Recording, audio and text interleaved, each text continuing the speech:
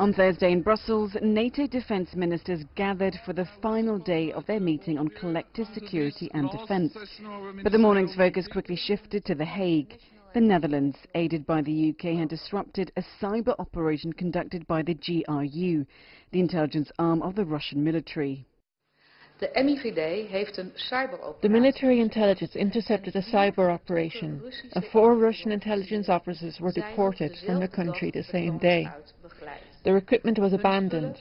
This operation made it possible to prevent the Organisation for the Prohibition of Chemical Weapons system from being hacked.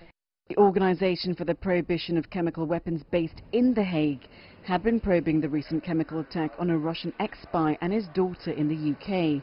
But the allegations against Russia, who have denied them as pure fantasy, didn't stop there.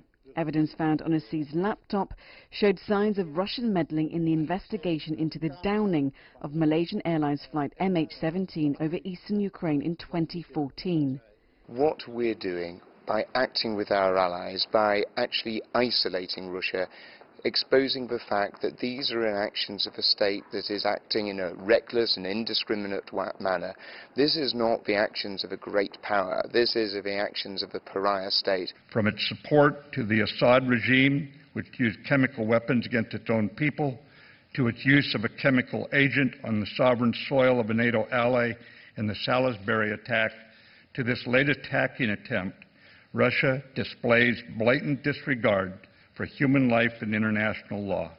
And despite denials from the Kremlin, the international community clearly sees the reality, and the United States stands shoulder to shoulder with our Dutch and British and all NATO allies. NATO Secretary-General said Russia was blatantly attempting to undermine international law and institutions. Russia must stop this reckless pattern of behavior. In response, NATO will continue to strengthen its defense and deterrence in the cyber domain.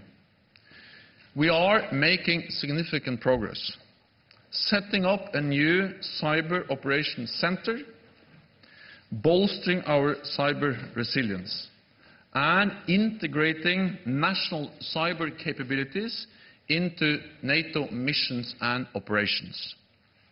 With relations between the West and Russia reaching a new low, NATO has unveiled plans to conduct its largest military exercises since the end of the Cold War. Trident Juncture 2018 will take place in Norway from late October.